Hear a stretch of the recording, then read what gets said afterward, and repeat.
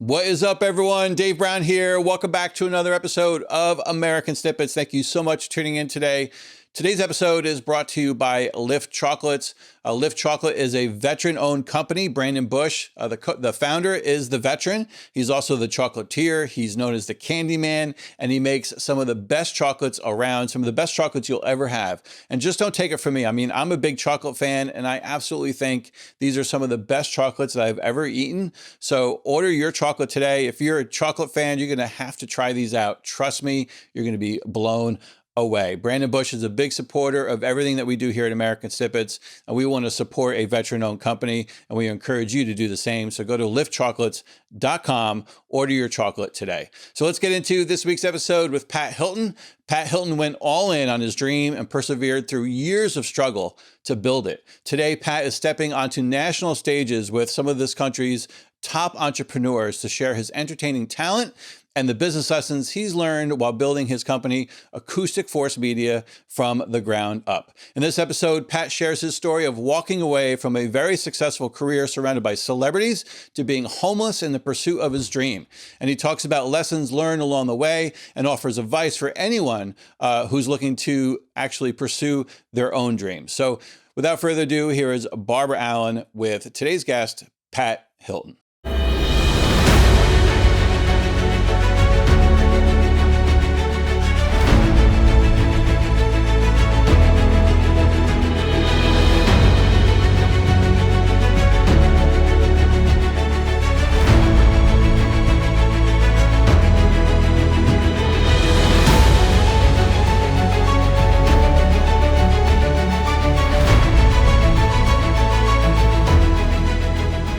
Welcome back to another amazing episode of American Snippets. We are so very excited to be sitting down today with Pat Hilton. This is going to be a banging, fun interview. We are going to go places wherever the wind blows us. We are going to go. I love that kind of a free spirit style, one of my favorite kinds. Pat, thank you so much for taking the time to sit down with us today. Thanks for having me. I'm excited about it. Yeah, this will be great. Let's talk a little bit first. Let's definitely get to some business first. Let's talk about what you're doing now in terms of, let's go first with Acoustic Force Media.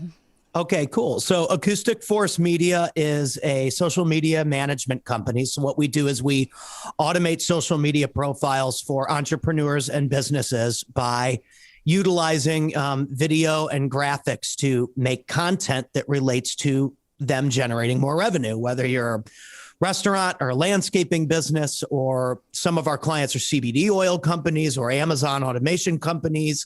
And a lot of people are just plain personal brands, entrepreneurs that don't want to necessarily take all the time that it takes to record podcasts and all that kind of stuff. And so we do the recording and cut it all up into snippets, American snippets for them, and get that out to their pages.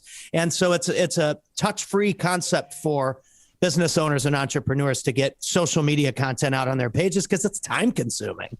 It's time consuming and I hate it. It sucks. I hate doing that.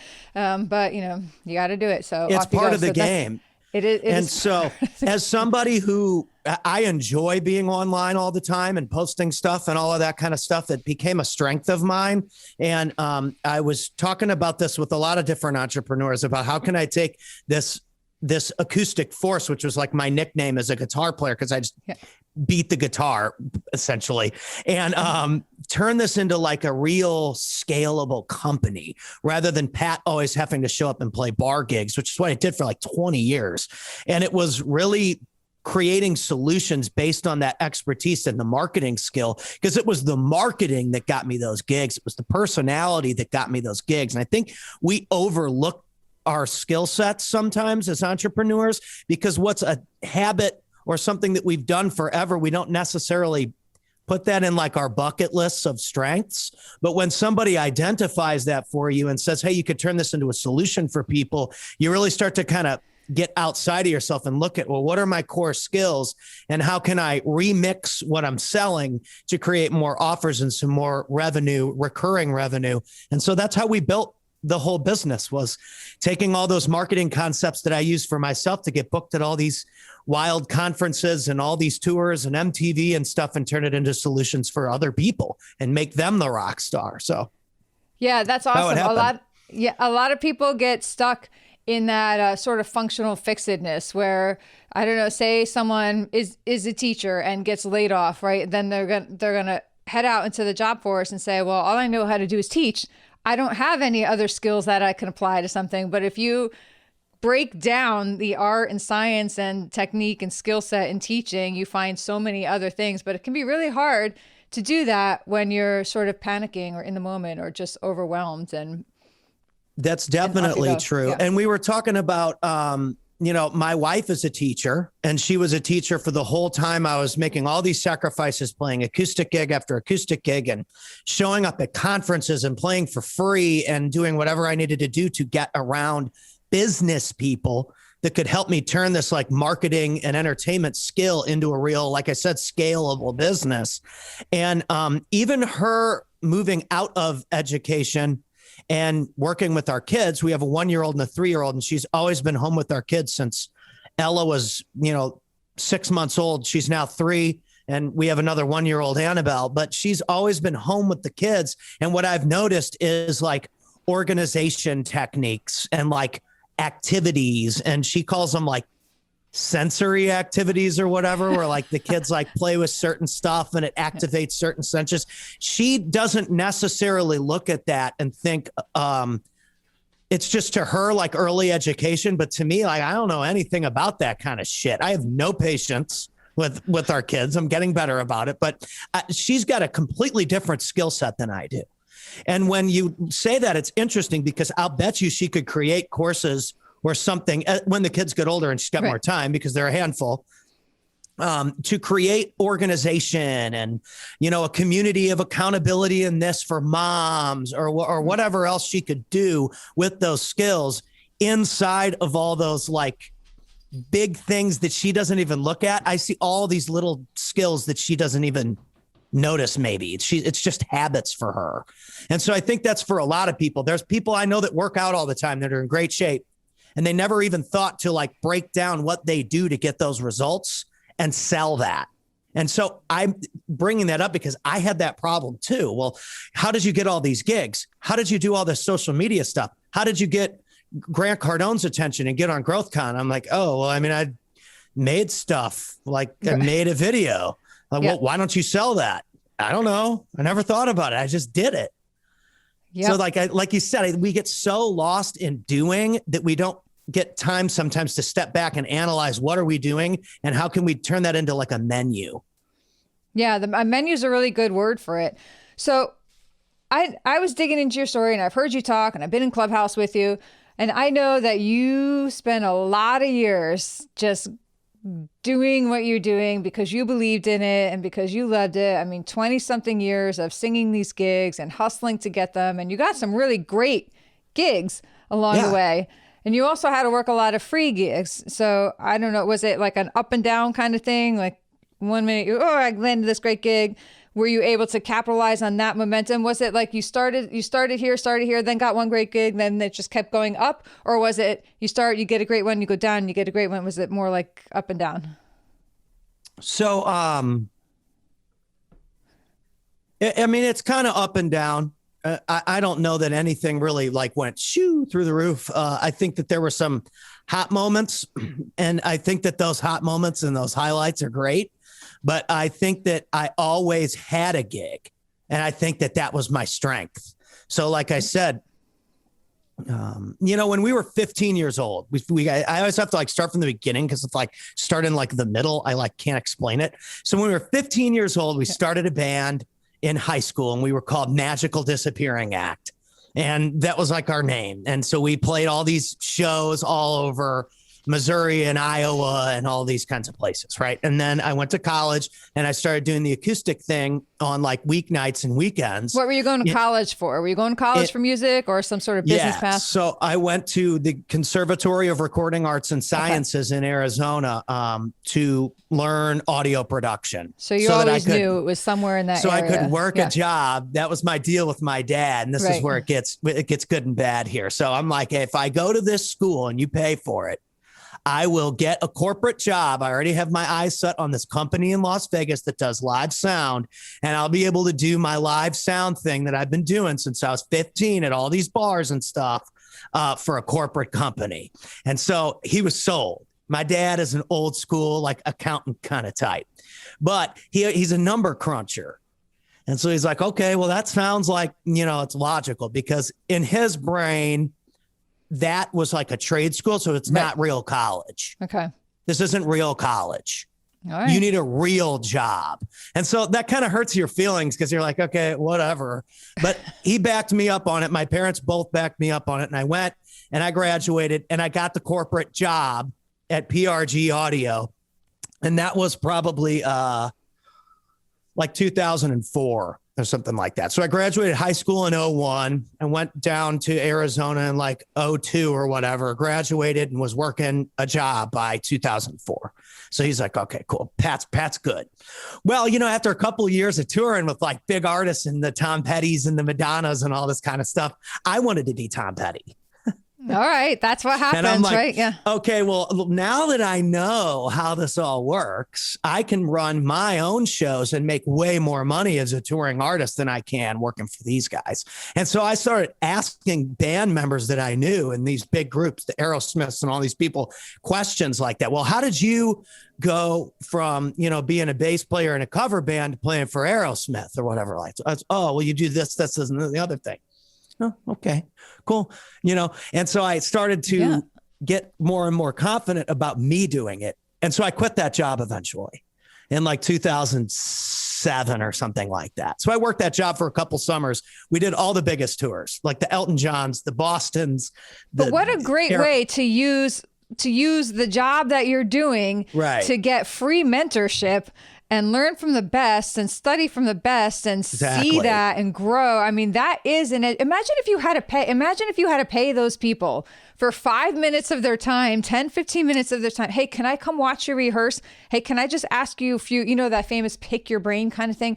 Can I ask you a few, imagine if you had to pay all of those people and get on. That was a genius way to make the best of it, to support yourself and learn a trade and find that mentorship.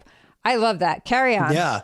No, so it was great. And I think that what I learned, especially from those people, because they're brutally honest. I mean, and let's just be real. I mean, we were smoking joints and all this kind of stuff, which was totally against company policy, but I didn't really care. In my head, I was doing just what you explained. I was getting the information I needed to leave that job and be Pat the Entertainer. Now, I got all the information and I met all those people, and then I quit that job and I moved home, and here's where it gets a little greasy. So I get home and I ask my dad, I knock on the door, like literally knock on the door. Like I never told my dad I quit the job. And I'm like, hey, Dad, what's up? And he's like, what are you hi, doing here? what are you doing here? And then my mom waddles up behind him and she's like, what are you doing here? And I'm like, so I quit my job in Vegas and I moved home to start my own, entertainment company and to be an entertainer full time. What do you guys think? And my dad looks at her and he goes, you ain't doing that here. And I'm like, and now granted, I went to private high school, went to the best sound school you can possibly go to. I was a pretty spoiled kid. My dad grew up with nothing. My mom had to buy him his underwear for his first accounting interview because he had no money. And so they come from humble beginnings, but he really broke onto the scene and does extremely well for himself, but he had to bust his ass. And so he was not happy about this. He's like, dude, this is spoiled brat shit right here. Okay, you're going to think you're going to come home and I'm going to bankroll your ass and buy you the computers and the guitars and the stuff you need. That ain't happening. But is that what you had gone home looking for? Is that what you had in mind? Totally. Oh, okay. All right. Absolutely. And how old were you then? Were you early 20s then? Yeah, I'm 25 at this point. So I 25, you roll up and think that I'm going to just move home with mom and dad for a little bit. They're going to support me while I build this out. All right. I got you. Yeah, because in the past, it was like, I pretty much got everything, right? Okay. Which was good. They're very generous and that was very nice. But this time it wasn't cutting it because I had broke my deal. Yeah, Our deal was You go to the college and you get the corporate job. Something goes wrong, I back you up. You quit. So you figure it out on your own this time. Okay. Tough guy, rock Fair star. enough. You know, he's kind of giving me the whole thing. You figure it out, rock star. He was pissed. Yeah. And I'm like, oh, fuck, dude. Is this guy serious? He's serious. So you go figure it out. So I called my friend Brad, who's still on my Facebook and stuff. Brad Griffin's his name. I'm like, hey, dude, listen. I'm going to come sleep on your couch tonight, and we're going to talk about launching a band and building and doing entertainment. What do you think? He's like, where are you? I'm like, dude, I'm literally at your house. I'm at my parents' house. I'm leaving their house now. I didn't even have a cell phone. So I had to call from their house number to his number. He's like, I normally don't even answer these kinds of random calls. I'm like, Brad, you know my mom and dad's number. Come on. You're going to play bass and we're going to make this thing happen. So moral of the story is I slept on his couch that night, learned every single in and out of his MacBook because I had already trained on that technology. That's how I got the Tom Petty gig. I was the best computer engineer that they ever had. Okay. That's how I got the production manager gigs because those people just loved having me around because they just had more fun playing when I was running the stage computer systems. So I would like direct everybody to play. Okay. And I was just like a total goofball. People loved it. And so I'm like, listen, we're going to figure this thing out tonight. He's like, all right, you got about 2 or 3 hours to close me on this thing. So it better be good. And so we came up with this. What was he doing with his life at this point? What was he working? Was he married? Did he have a family? Like, was he living alone? So Brad was living alone. Okay. And he's your typical bachelor who, what he would do is he would set up Christmas light displays from like October to December, and he would make like $40,000 doing that. And then the rest of the year, he would just like hang out and play his guitars and stuff like that. You're going to love where it goes. So there was an opening in Brad's life. He had an opening. It wasn't like you were asking him to quit his own corporate job and God leave works his girlfriend. in mysterious ways. So Brad has an opening. You're 25. You show up. You have a dream and vision. Brad has time. You guys are friends. That sounds like a perfect plan. It was great. And so we wrote a whole album. We recorded the album within 3 months and we started playing as a group. We got a drummer and another guitar player. He played bass. And so what happened was we had a demo and we were touring within like 3 to 6 months. We earned enough money for me to get a van. I lived in the van and we toured all over the country and took the act from St. Louis all the way to Whiskey A Go-Go in Hollywood over the course of 2 or 3 years. And we're shopping to record labels. And then you'll love this because Brad wasn't really passionate about the band. He quit and joined the Army. Yeah, I have heard you tell this story on. So Brad quit, joins the Army, and Brad's like one of my best friends. So I'm like, okay, well, he's like the original founding member of the band. We wrote all the songs together. So it's like, I feel like I kind of need to go do my own thing. I wasn't making any money with this project.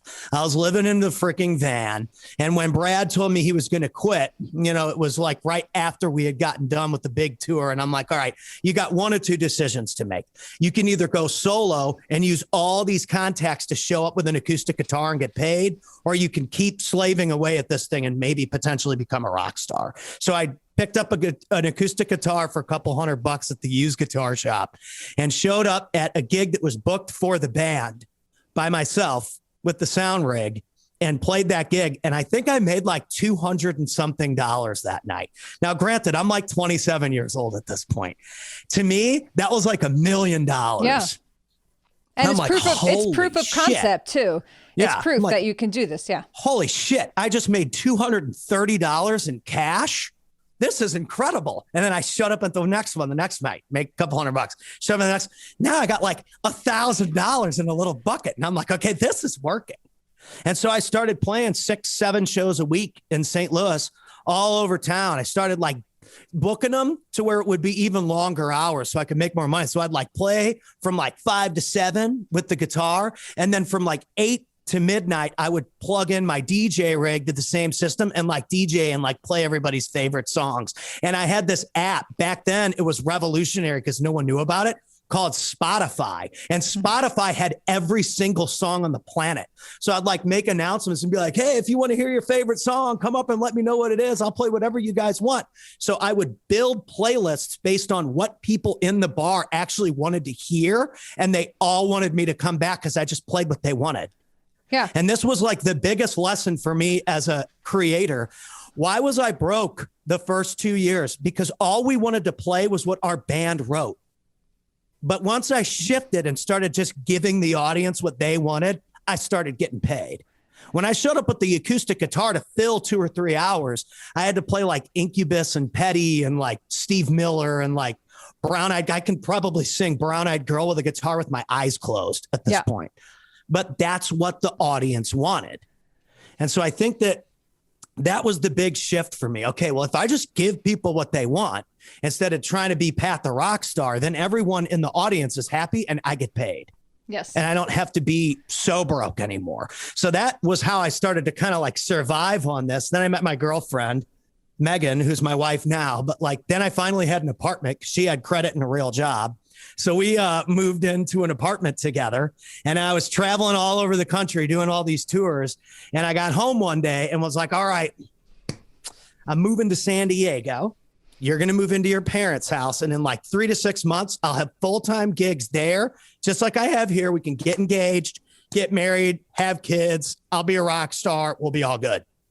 And she's happily like, ever after. And she's like, okay. And I'm like, shit. You're good with that? She's like, yeah. I mean, as long as you're not out there forever, I could probably transfer my job. I mean, this woman is from freaking heaven, I'm telling you. And so I did that. 2013. I mean, however many years later now, 10 almost 6, 7 years later, moved out to San Diego, started sleeping on people's floors again, and had 6 or 7 gigs a night by 4 months in. And she moved out, transferred her preschool job to the company. They had a site out in Del Mar, and we got engaged, and we were living in a little 1-bedroom apartment. And then, things were going pretty good. And then, she's pregnant. And then the situation comes up again. All right, well, if I really want to make it, I gotta think of something here. I gotta get around some different people. Yeah. And so hang on. That's when the hammer really dropped here, and we turned this thing into Acoustic Force Media. I needed something big, and I turn on my Instagram, and I'm like, I don't know, man. Let's see what Grant Cardone's doing. Yeah, I'm gonna stop you before you get into this one. I'm gonna stop you for 1 sec, because not that it's not a cool story. It is.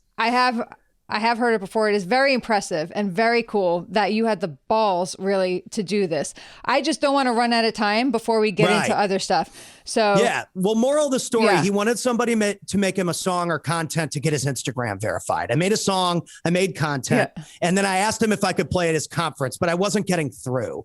So I eventually broke through security barriers at an event that him and his wife were at with my pregnant wife, and closed him in person on playing his event in front of 10,000 people. And I think that was the big move after all those years that changed the trajectory of me being a music performer in the corner of bars to being Acoustic Force Media. So there's the short. Do you realize that every time you say that, you get like a little like extra like acoustic force? Like you still so clearly love it. That's how you can tell when someone is really into it. Like you just naturally just acoustic force. That's the slow version of the story. I mean, you have to be willing to literally freaking die for this stuff because somebody else is. Yeah, that's exactly it. Exactly it. I did, and I've been at 10X. And I was second runner-up to speak at their 10X stages, but you'll get there. Somebody beat me. But it doesn't matter because I still learn my lessons. I still learn all those things. So the point is, I know what a big venue that is. I know what a competitive venue that is. And I know the chops it took to do that. I love that your wife just loaded up and locked and loaded and went in with you. That's how me and Dave roll. And that is the difference between not only a person who thrives, but a couple that thrives. Like you guys you're going to just lock and load. And that and might be your friend. Again, that might be a Brad. That might be a Steve. Or for you, it might be a Rachel. Or it might be just a 5-minute phone call with a friend that's like, calm down because you have to do this anyway. Yeah. Those people are in your life. You just got to identify who they are. You do. And how do you you don't just go up to someone like I saw you, and I know you just spent the past week with Bradley, and I watched the interview you did with him, but whether it's Bradley or whether it's somebody else that is where you want to be or has done stuff you want to go, the musicians and people that you you learn from, you don't just go up to them and say, hey, I need your help. I need to take information from you, value from you. I need to take from you, right? Because that doesn't work. Nobody's really going to want to invest in themselves. So how are you approaching people? How do you find, say you went up to somebody that you have nothing in common with, in an industry you have nothing in common with, but you know that they know someone or you want to be at a venue. How do you find a way to add value to somebody that you don't on the surface at first blush have that thing? So how do you approach that to really connect with somebody on a deeper level? Because nobody wants to feel used. Nobody wants to feel like they're just being attacked and a user and you don't want to swamp people. Right. So for me, I just make people funny songs. Yeah. Like it worked with Gary Vaynerchuk. It worked with Grant Cardone. Brad launched Clubhouse rooms the other day and was doing Clubhouse rooms. I sent him a little reset for his room. I texted it to him and stuff like that. I've never asked Brad for money. I've never asked anyone like Cardone for jet pictures or any of that stuff. I provide some kind of value based on what my expertise is. It's different for everybody. For me, I'm an entertainer and a musician. Right. So, I made him a song ad. I did the same thing with Sean Whalen. I made him a Lions Not Sheep song like 6 years ago. And I ended up on his tour with Dan Fleischman a couple years ago in LA. So I would say use whatever you're great at to make something personal for that person and send it to them. My friend Sonia Hatter made some funny Zoa energy drink advertisement on her Instagram the other day. She's on The Rock's Instagram today. It's The Rock's energy drink. Oh, that's fun. Because she wants to get The Rock to speak at her Thrive event, the same event that I broke into, by the way. But like I said, Sonia and Cole and I are all friends now. It's all gravy. But what are you willing to do? That's how some of the best relationships are built, right? You got to go all in. How are you going to like blow past the security? Or how are you going to get to The Rock? How are you going to get to Cardone? You have to give something. Yeah. What are you giving them? You want something in return. You have to be willing to give something, and you might not get a response. That's the secret. That's the key, right? So I have my own response and my own version and things like I try to tell people, explain people about when and where and how and when to engage and all this. But I'd like to hear your view on that. If you were at an event and Grant Cardone walked in and 50 people swarmed him, what would you say to them? I would say that sometimes the best offense is defense.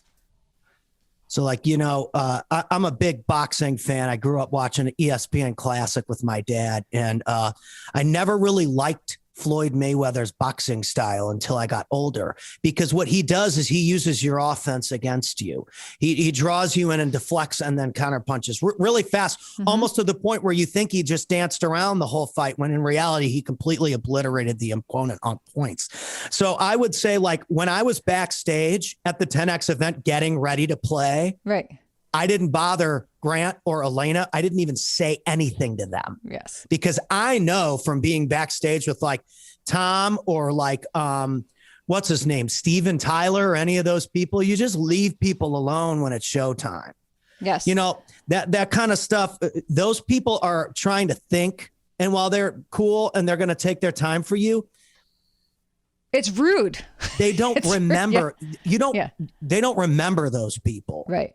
Now, I came off like a little bit of a psycho fanboy to close that deal, but I was honest about what I was doing and why I was doing it. I was deliberate. And then I took a picture with them and I literally left the building. Yes. I didn't say another word to him. I didn't bother him the rest of the night. And so I don't know. I would say, Leo, like, I don't have any pictures with Tom Petty. I don't have any pictures with Steve Miller. I don't have any pictures with Aerosmith or the Rolling Stones or anybody. So anybody could, based on the fact that you could look up what the client list at PRG Audio's website is, you could be like, oh, that guy's full of hot air. He doesn't have any pictures. That was against company policy in 2005, 2006. Yeah. You can't just take pictures with artists backstage. Plus, I don't even think that these existed. I think I'd have to have like some kind of Polaroid, like throwaway Walgreens camera in a box to do that. It was completely rude and unheard of to run up on somebody and take a picture. And so I would say to keep that in mind. If you were that person and 30 people ran up to you to pick your brain or ask you all these questions, do you think that you look like a follower or do you look like a leader? I love that. I've never got to get into this with anyone before. And I could tell you the relationships I have, some of the best relationships I have with some of the most successful people, there's not a single picture of us in existence as well. Like I'm trying to think, like I just don't do it. Like we were smoking that cigar at Brad's office and I snapped one real quick. That was the only picture but that, I took there's time and place. Anyway, the point is you made, and I think it's really important to remember that just if you're going to go up and approach someone, like how would you want to be approached if somebody's going to come up and ask you? And I'll ask you that actually, Pat, if someone has advice that they would like from you, because you have achieved things that a lot of people want to achieve. And it's clear that your hustle and your drive and your grit is not going anywhere anytime soon. So you're just going to keep going up because you are somebody who has no other destination in mind. Yeah, so, there's no other option for me. Yeah, and so people are going to want to know what you know, Pat. They're going to want to know. They're going to see you out there and be like, oh my gosh, I need to hit this guy up for some information. What's the best way for somebody if they see you and want to know something to approach you? Again, I've been around a lot of these, I call them hot shots just because in my eyes, they are icons. And so, when Madonna was walking down the hallway, I didn't say anything to her until it was 5 minutes to showtime. And then guess what I'd do? I'd show up at 7 minutes before showtime, be like, hey, we got 7 minutes till we're ready to go. If there's anything I can do for you guys in the next 2 minutes, let me know. And Perfect. I'll be back in 2 minutes to give you your 5-minute thing. I'm Pat. I'll be your production manager tonight. If there's anything you need right now, let me know so I can handle it. Other than that, I'm gonna come back in a couple minutes, get you guys on your 5-minute call, and then we're done. So, I don't know. Make it quick. Yeah. Like with the Cardone thing, that whole story happened in a snap of a finger. Right. I had closed the deal, taken a picture, had my wife, and we were out of that building. In and out before anybody could stop you or know what happens. Hey, Pat, Pat, here's my question. Yeah. How do I take my creativity and my art skills and scale it into a 6-figure business like you did? Are you coaching people on that? No, but my idea would be someone asked me this. He's an artist. And I said, hey, here's what you can do. What do you generally paint right now? And he's like, oh, I do these murals and they're big and I'm like, switch it up. You need something that you can actually send to people. Start doing canvas. And he messaged me back 3 months later and he's like, dude, I'm mailing these canvas to everybody, dude. Boom. Yeah. Genius. $1,000, $2,000, $3,000, $4,000, $5,000. But he had a specific question. How do I take my art and repurpose it so that I can sell it online? Like I heard you talking about transferring your song thing into online packages and sell that to people. I'm like, you have to have, if you're an artist, you have to be able to send them a physical piece of art to hang on their wall. I don't know what is that called? What about those oil pastel things? It's like a canvas. I'm like, yeah. Send those to people. $5,000 a pop. Great advice. That's advice. What he's doing. Pat, how have you pivoted your business to adapt to the political climate, if that's impacted you at all, or just effect the fallout of COVID? So for me, I had already started making the transition to digital because I just knew that online was where I needed to be if I really wanted to scale. So I was already in that process. So when COVID hit, I accelerated and I started selling more social media packages and more people wanted podcasts and theme songs and advertisements and social media, whatever. So that played into my strike zone. And with the political climate thing, it's delicate because people either really hate Trump or they really like Trump. Yeah. Like no one likes Joe Biden. Right. Okay. Right. The guy is a fucking imbecile. And we all know that. And that's okay. And he's a terrible speaker and he stumbles all over the place. But we all know that he's just a placeholder for Kamala. And that's fine as long as we're willing to just acknowledge that. And so I have two options as an entertainer. And for a while, I did this comedy thing called Spaced Out News, where I would just like make fun of all this political stuff. But I realized after a while that it just pissed me off. Yeah. Like it just pissed me off. Like the people that like what I liked it, but like everybody else it just made them mad. And for my branding, I want to promote positivity and stuff like that. So it's like, I just stopped doing it because I have to siphon through all these articles, this negative shit to find something that's funny. And it got to a point where it's like, I just didn't even want my brain going there anymore. And on top of it, you can't be conservative anymore because you just get banned. Right. So supporting Donald Trump or something like that, which I wouldn't call myself like a flag beating Trump supporter, but I mean, I'm not a Democrat and I don't vote Democrat and I'm not a Democrat. So the only other option is the other option. And so I think that people are now looking at this whole conservative Republican thing as this negative thing because that's what's being broadcasted in the news media. So again, it's like I can either argue with people or I can just live my life, one or the other, because this shit gets sorted out at the end by a higher power than I have capable of delivering as a human being. And so we've talked and touched on the fact that God comes and shows up when we need God to show up. And again, I have friends from all over the spectrum. I've lived in California. I live in Texas now. I lived in Vegas. I've toured and taught in Nashville and all these different places. But the political climate has become this left versus right collision course where people freaking hate each other instead of actually talking about real policies. And I think it's a problem. And I think that the news media magnifies what they want the result to be, which in this case was Joe Biden and the left and the radical left. And so that's what we're stuck with now is the radical left. I think people are in denial that that's what we have, but that's the truth of the matter. Yeah. So, I mean, I don't know. I mean, they're always going to promote Trump as the big bad guy, and that's fine. I mean, he was an offensive egomaniac to a certain degree. So I get it both ways. But like when one side can't even say anything without being banned, right, that's not freedom of speech. Yeah. That's not what this country was founded on. So whether you like what I say or not right now doesn't really matter because I have the freedom to say it.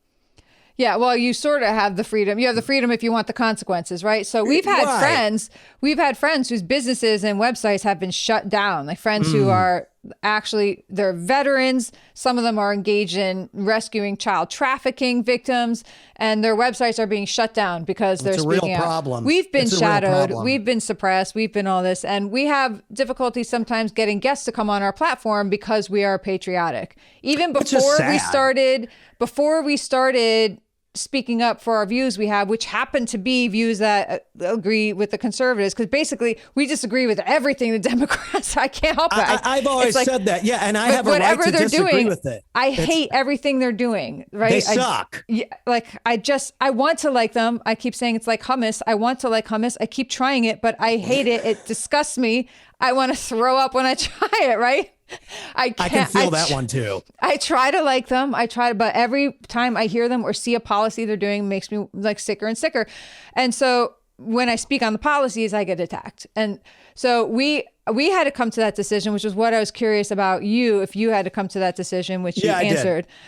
So I did. And so I used to make like skits making fun of this and making fun of that. And I just don't anymore because it's not worth risking my social media business being locked up because I make fun of the president, which, by the way, for the last 4.5 years, all people did was rip on Donald Trump, say the election was rigged, say he's a piece of shit. You got comedians with his head on a stake with blood dripping off. That's fine. But we called Joe Biden a dementia-ridden, brain-dead fool. And now, we're getting our stuff fact-checked and blocked, which, by the way, the facts of the matter are he is. Yeah. Where do you think that balance lies between, trying to look out and protect your own domain and your own business versus where's that balance? Like if everybody goes that way, takes that path, will we all get steamrolled and just leaving like a quarter of the people out there and this isn't like a judgment or whatever thing. I'm really curious to ask because I've had a lot of people question me. Why are you doing this? You're just going to get steamrolled. You're just going to get blocked. Why are you spending your time? They're going to win anyway. Just focus on your thing. And in my mind, I'm like, I get you. I feel you. Yeah. I don't know how many people have messaged me say, I could never say that or I'll be shut down, but I've been shut down. I lost friends. I do all that. And so I'm like trying to find that balance myself where we need to speak up and push back. Thing about it. Yeah. So we're going to have to, and it's like I said earlier, sometimes the best offense is defense. This is what I'm doing. This is my strategy. Yeah. I believe that Joe Biden won the election because they stopped the count and they cheated in the middle of the night to win. Therefore, I know he didn't even win in the first place, that he is an installed puppet. Therefore, all I have to do is let him self-destruct and everyone will eventually see how bad it really is and that this is what we're stuck based on the fact that we're not even allowed to question these results or we get like banned from YouTube or Facebook or whatever. Yeah, this interview, by the way, is going to be banned. Good. I'm allowed to say that's what I think happened. Yeah. That's what I think happened personally. That's my personal opinion. Now, I could be wrong, or you could call me a right-wing wacko or whatever you want to call me. I don't even necessarily vote Democrat or Republican. A lot of times I vote third party. But in my personal opinion, that's what I saw. If that would have gone the other way and Trump stopped the election in the middle of the night and then randomly blew Joe Biden out of the water 6 days later, they would have burned this fucking country to the ground. Yeah. So if we're going to get real and say the real stuff here, that's the reality of the situation. You can go, by the way, since I'm a social media expert, and look at the organic reach of the most popular president ever. Joe Biden can't get any views on YouTube. You'd think that if this person is so widely popular that got more votes than anyone in presidential history, that they'd have this huge spike in organic reach. He can't get anybody to watch him. Yeah. No one's watching him. The numbers don't add up. They don't add up. And so the reason why people want to silence an opponent or silence an enemy is because they're afraid of the truth coming out. I agree. And thank you for sharing your views with us. I know that'll probably squash this episode down. But we're used to it. We're kind of like swimming uphill here. That's how we roll here. But it's important to us. This. Why can't we say what we think? You don't have to agree with me, and I welcome you to not agree with me. That's okay. I'm not mad at you for thinking whatever you think. But the problem is, I should be allowed to say that. Right. And that's what a lot of people think, by the way, whether they're quiet or not. I know. I get the messages. Because that's what happened. Yeah, I know. That's what I believe happened too. But we're the crazy ones. All right. Totally. So we don't know what's going to happen here in the next couple of years with the, with the midterms coming up a year and a half from now, and then the next election cycle is only going to be crazier than this. And it's definitely impacting, like the ripple effect is impacting morale. It's impacting business. Yeah. Taxes are going up. People are losing money. Like people are going to have less money and less mental fortitude than they had now, and less freedom. So with that in mind, are you making any preliminary plans to adjust your approach to your business? Or are you just forging right ahead and waiting to see what's coming before you make any plans? So, we're forging ahead.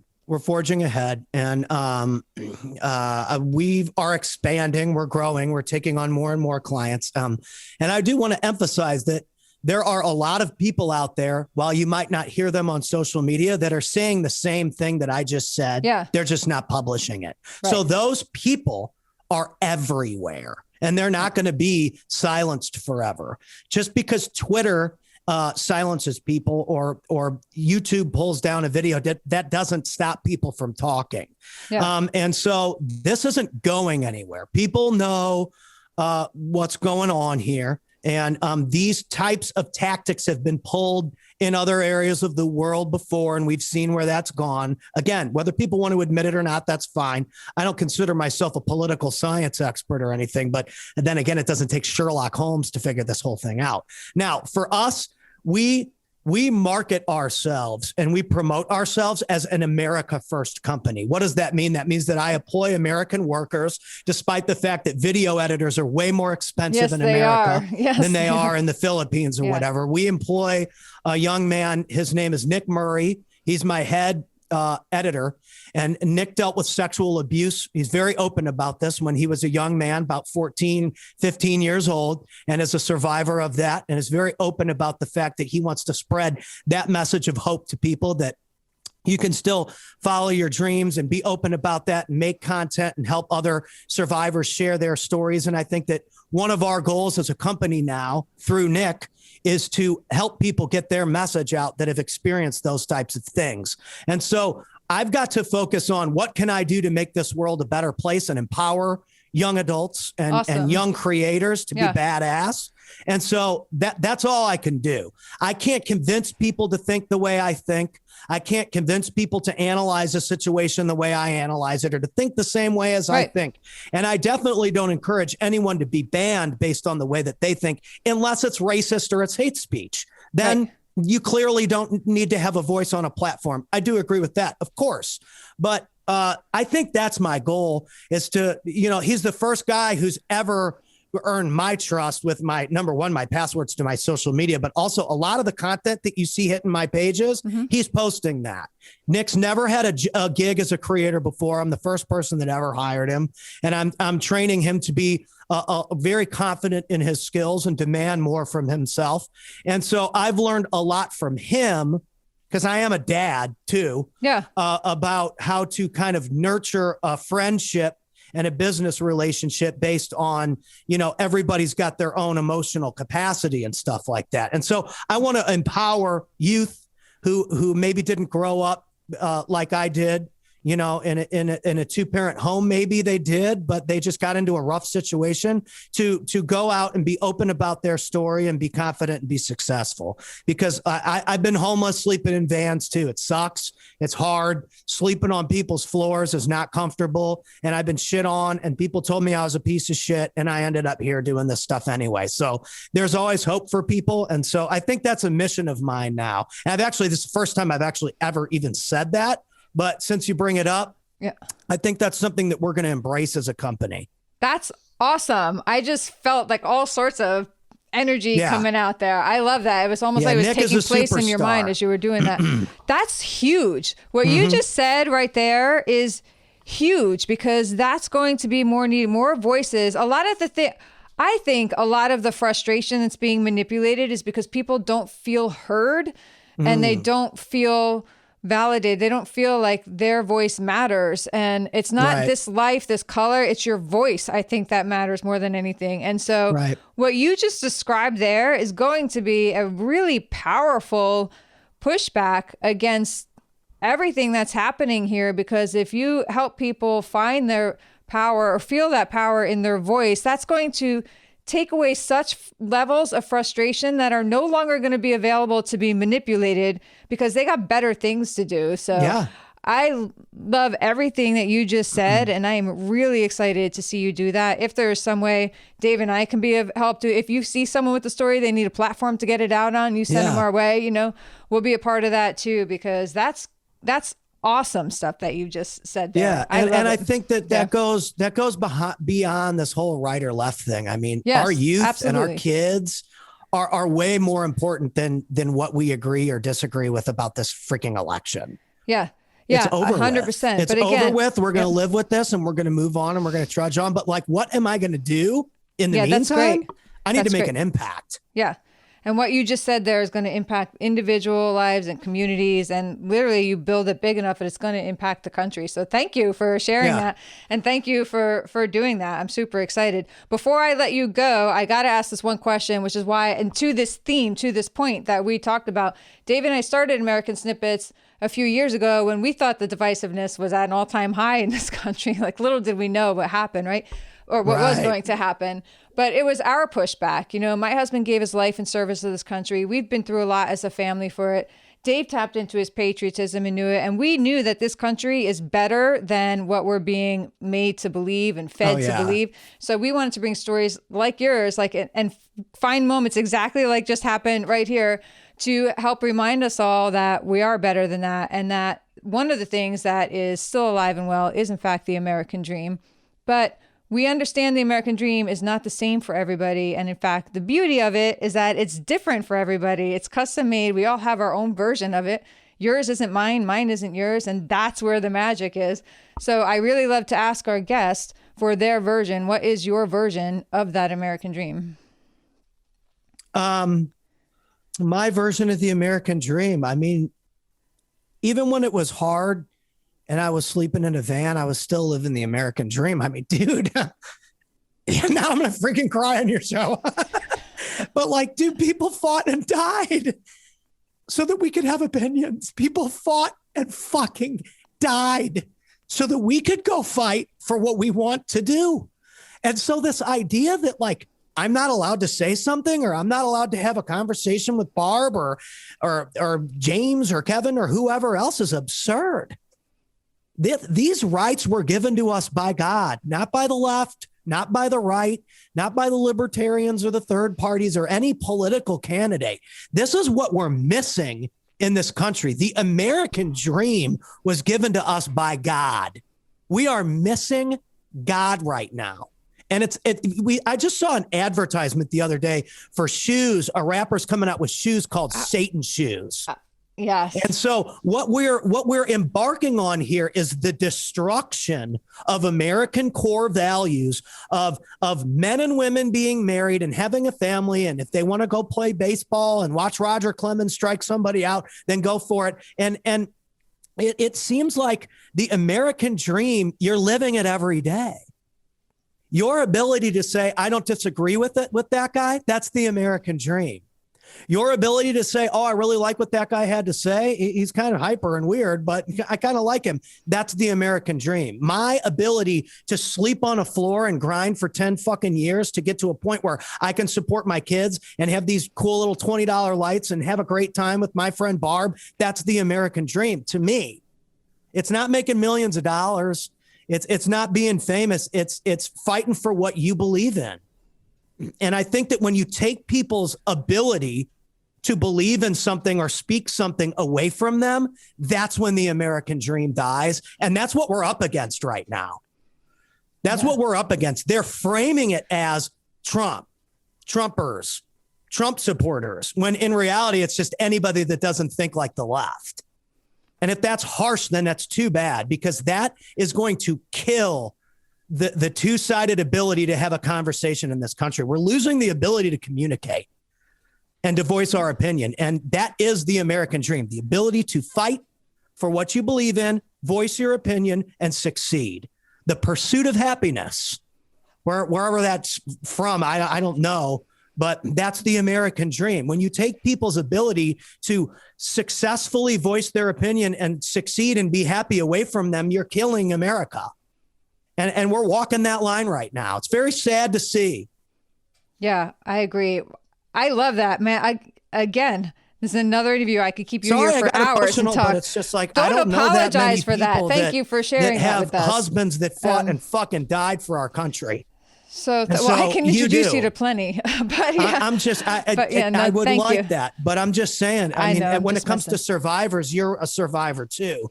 And so I think that people need to understand that there are consequences for actions. And there were consequences for the decision that your husband took on, the bravery and the courage to go out and fight. Yeah. So thank you for that. Respect that. Thank you for that. And thank you for recognizing that's one reason I feel so invested and emotional attached to the well-being of our country. You're not a wimp. I'm cool with the guitar, man. I'm cool with the guitar. No, it takes balls there. By the way, when I saw you sing for Brad Lee, I laughed my ass off at that. That was great. I'm a little sad you didn't come with the snippets rap, but that's all right. Maybe we'll another get day. one for you. That's all right.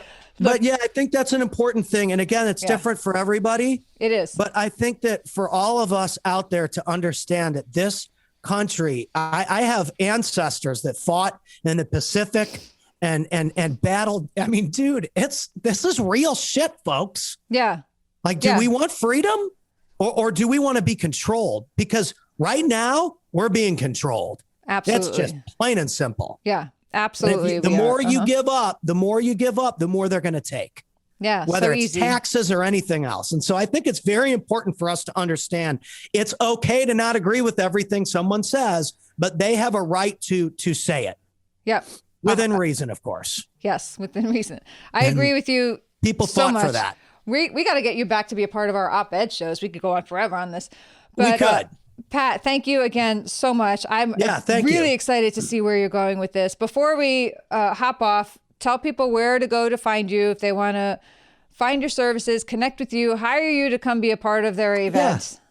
Just head over to pathilton.com. You can find the Acoustic Force Media services. You can find our podcast stuff, and all my pages and everything are on pathilton.com. Awesome. Super simple. So, yeah. And again, I thank everybody who tunes into this show, and I hope that you enjoyed it. And I hope you know that I want you to succeed just as bad as anything else. I think that, like you said, that's an important question. That is the American dream. While we might not see eye to eye, that doesn't mean I don't want somebody watching this to be successful.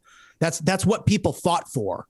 And so that's a great question, by the way. It's probably the best question I've ever been asked. Awesome. I love it. Thank you again so much.